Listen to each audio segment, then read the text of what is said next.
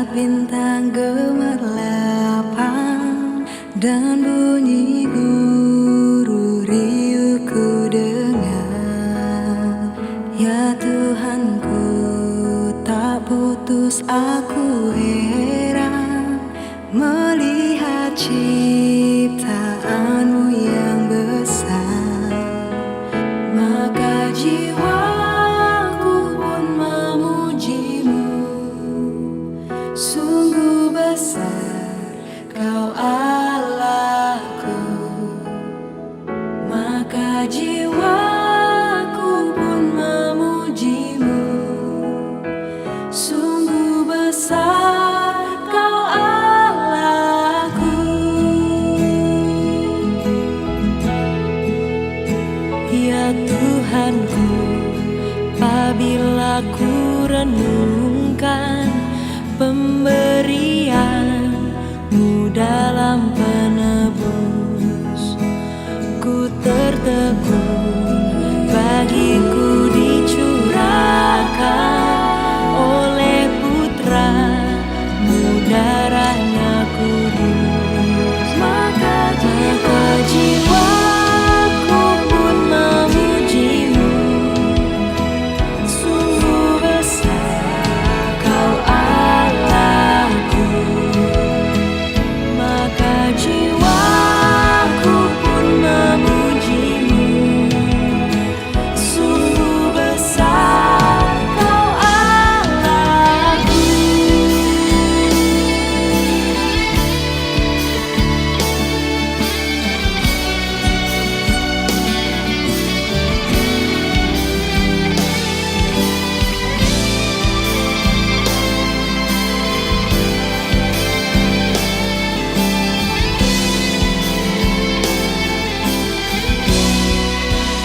Apabila nanti Kristus memanggilku, sukacitaku amatlah besar. Karena buah yang kurindukan, melihati Kau Tuhanku akan. Maka jiwaku pun memujimu, sungguh besar Kau Allahku. Maka jiwaku pun memujimu, sungguh besar Kau Allahku. Sungguh besar Kau Allahku. Maka jiwaku pun memujimu,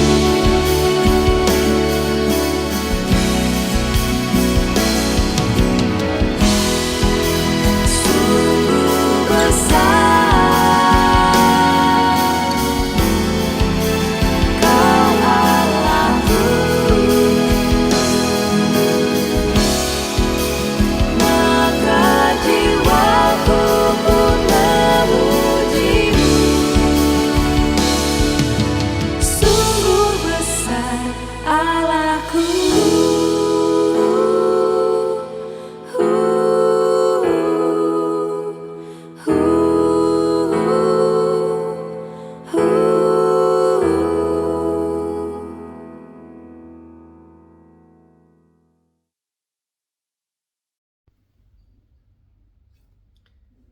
Bapak Ibu serta saudara-saudara yang terkasih, marilah kembali pada saat ini kita mempersiapkan diri untuk memasuki doa malam bersama. Dan di dalam rangkaian masa raya Prapaskah, doa malam di hari Jumat hari ini adalah bagian dari doa malam terakhir sebelum minggu depan kita memasuki rangkaian untuk hari-hari mempersiapkan diri dari Kamis Putih, Jumat Agung, Sabtu Sunyi, dan Minggu Paskah. Marilah saat ini kita bersama-sama mempersiapkan diri kita terlebih dahulu di dalam doa sebelum nanti kita diperlengkapi melalui firman Tuhan hari ini. Mari kita bersama-sama berdoa. Ya Tuhan Allah kami, kembali pada malam hari ini kami hadir untuk bersama-sama ada merenungkan firman Tuhan, menaikkan pokok-pokok doa syafaat kami nantinya kepada Tuhan. Ya Bapa, tolonglah kami, biarlah kiranya setiap kami boleh sungguh-sungguh mempersiapkan diri kami, agar kami bisa merenungkan firman Tuhan dengan baik, dan siap melakukannya di dalam kehidupan kami dengan penuh sukacita. Terima kasih ya Bapa, hanya di dalam nama Tuhan Yesus Kristus kami berdoa. Amin. Bapak Ibu serta saudara-saudari yang dikasihi dan mengasihi Tuhan Yesus Kristus, tema untuk doa malam kita hari ini adalah untuk diri sendiri dan sesama. Dan bahan bacaan akan saya bacakan terambil dari Efesus. Terambil dari Efesus pasalnya yang keempat, ayatnya yang ke-28. Orang yang telah mencuri, jangan mencuri lagi. Lebih baik kalau ia bekerja keras dan melakukan pekerjaan yang baik dengan tangannya sendiri, sehingga ia memiliki sesuatu untuk dibagikan kepada orang yang membutuhkan. Ada sebuah kalimat yang menarik, orang yang telah mencuri jangan mencuri lagi. Bapak Ibu serta saudara yang terkasih, apa rasanya ketika kita membaca bagian surat Rasul Paulus kepada jemaat di Efesus saat ini? Kira-kira surat ini tertuju untuk siapa? Untuk kita bagaimana? Apakah surat ini tertuju untuk kita? Apakah tepat? Kalau kita membaca pesan Rasul Paulus di dalam surat Efesus pasalnya yang keempat ayat yang ke-28, mungkin kita berkata bahwa ayat ini bukan untuk saya. Ayat ini bukan untuk saya. Karena saya bukan pencuri, saya bukan perampok, bukan. Namun memang kita bukan pencuri. Setiap kita bukan perampok secara terang-terangan. Walaupun demikian, bagian ayat ini sebenarnya hendak mengingatkan kepada setiap kita untuk apa? Untuk tidak berbuat yang namanya curang. Mencuri bukan berarti harus mengambil sesuatu yang kelihatan saja. Ada uang di atas meja, kita ambil, itu mencuri. Iya, tetapi mencuri bukan hanya sekedar itu. Mencuri juga bisa saat kita berbuat curang, mengambil sesuatu yang seharusnya bukan menjadi hak kita. Bukan menjadi hak kita, kita ambil. Atau mungkin kita menahan hak orang lain yang seharusnya ada di dalam kehidupan kita. Baik yang kelihatan maupun yang tidak kelihatan. Itu dinamakan juga mencuri. Bapak Ibu serta saudara-saudari yang terkasih. Misalnya, kita mengambil hak bicara orang lain yang ada di sekitar kita. Membuat kita bukannya mau memberikan kesempatan kepada orang untuk berbicara, untuk menjelaskan, melainkan dengan semena-mena kita menghakimi orang lain atas apa yang kita tahu tentang orang itu, tanpa kita memberi hak bicara kepada orang itu terlebih dahulu. Misal contoh yang lain, kita mengambil hak berkat orang lain yang ada di sekitar kita, membuat kita yang bukannya menjadi penyalur-penyalur berkat, melainkan menjadi penahan berkat bagi orang lain. Dan masih banyak hal-hal yang lainnya. Bapak Ibu saudara-saudari yang terkasih, di tengah keadaan yang seperti inilah setiap kita hendak diingatkan kembali melalui tulisan Rasul Paulus kepada jemaat di Efesus. Jangan mencuri. Jangan mencuri lagi. Jangan mengambil hak orang lain lagi. Jangan berbuat curang lagi. Bagaimana caranya? Belajarlah untuk selalu menyadari keberadaan diri kita dan sesama kita. Kita hidup di dunia ini bersama dengan orang lain. Kita harus menyadari bahwa setiap orang memiliki hak yang sama, baik untuk mendapat berkat, baik untuk bersuara, memberikan pendapat, baik juga mendapatkan kesempatan hak dalam hal waktu yang sama. 1 hari 24 jam, waktunya sama. Dan yang lainnya. Oleh sebab itulah, janganlah hanya hidup untuk diri kita sendiri saja, melainkan hiduplah bersama dengan yang lain. Ketika kita hidup di dunia ini, kita hidup di lingkungan keseharian kita, lihatlah ada orang-orang lain yang hidup bersama dengan kita. Memiliki hak yang sama. Kita memiliki hak, orang lain juga memiliki hak. Oleh sebab itu Rasul Paulus mengingatkan jangan mencuri. Sekali lagi, jangan mengambil hak orang lain. Bapak, Ibu, serta saudara-saudara yang terkasih, ada sebuah lagu sekolah minggu yang berbicara tentang aku dan sesamaku. Lagu ini cukup menarik. Kenapa menarik? Karena lagu ini menggambarkan kehidupan aku dan sesamaku itu digambarkan seperti roti dan mentega.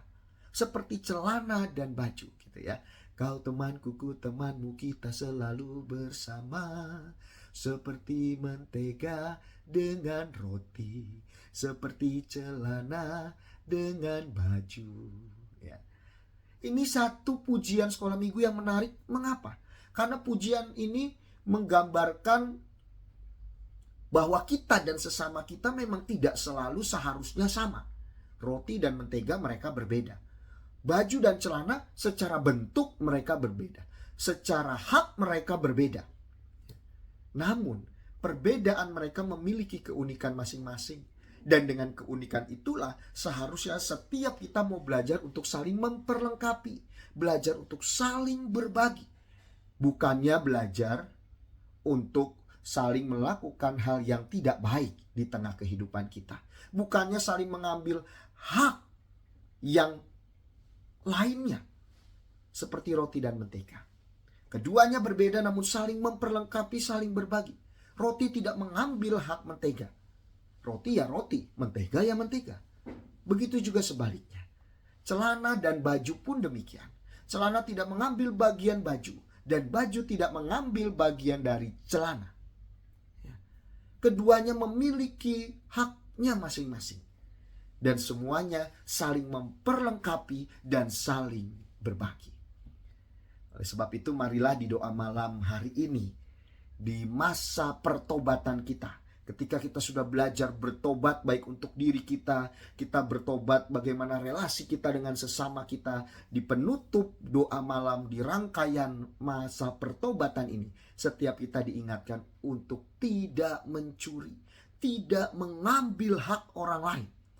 Melainkan setiap kita diajak untuk saling berbagi, saling memperlengkapi satu sama lain. Marilah kita bersama-sama belajar untuk terus menghadirkan kehidupan kita berada di tengah-tengah kehidupan sesama kita. Dan semuanya memiliki hak yang sama. Marilah kita mulai mencobanya di dalam doa malam kita hari ini. Marilah kita berdoa bukan hanya untuk diri kita sendiri, tetapi kita juga berdoa untuk sesama kita. Saya mau mengajak di doa malam kita hari ini, mengajak kita, memandu setiap kita untuk menaikkan doa-doa dari setiap pokok-pokok doa yang ada. Setelah saya pandu, setiap kita bisa menaikkan doa secara pribadi, dan saya pandu per topik, per pokok, dan kemudian nanti saya tutup di dalam doa bersama. Mari kita mempersiapkan diri kita bersatu hati bersama di dalam doa. Saudaraku yang terkasih, marilah di dalam doa malam kita hari ini. Marilah yang pertama kita doakanlah bagi diri kita sendiri. Diri kita sendiri yang mungkin saat ini sedang memiliki pergumulan. Entah itu pergumulan perihal tentang kesehatan kita kah, pergumulan perekonomian kita kah, pergumulan relasi kita kah, pergumulan cita-cita kita kah, atau yang lainnya. Marilah kita naikkan doa secara pribadi, mendoakan pergumulan setiap kita. Mintalah kekuatan dari Tuhan, agar kita tidak berputus asa dalam menghadapi pergumulan-pergumulan hidup kita. Mari kita berdoa.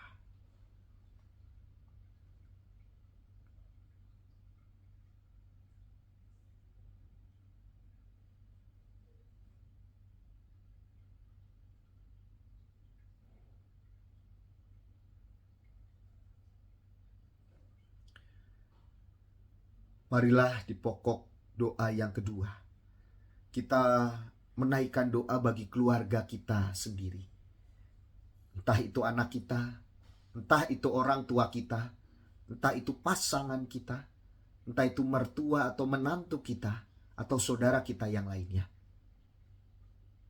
Mintalah arahan dari Tuhan, agar seluruh keluarga kita dapat selalu menghadirkan cinta kasih Tuhan di dalamnya. Agar di tengah keluarga kita tidak ada keegoisan, melainkan mau saling memberikan hak yang terbaik. Marilah kita doakan bagi keluarga kita masing-masing.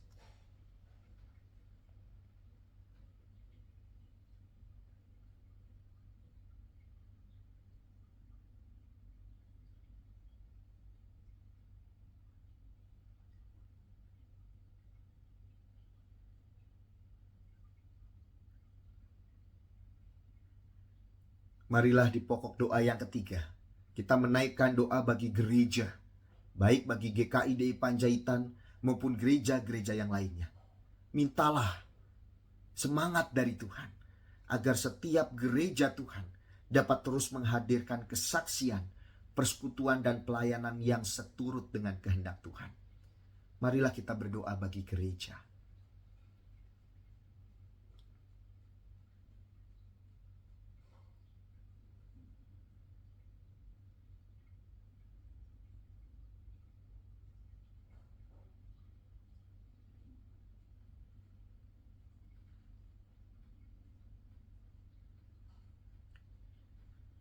Pokok doa yang keempat, marilah kita menaikkan doa. Doakanlah bagi bangsa Indonesia dan keadaan dunia saat ini. Mintalah perlindungan dari Tuhan, agar kehidupan di dunia ini bisa terus membaik hari demi hari. Marilah kita mendoakan bangsa dan dunia ini. Mari kita berdoa.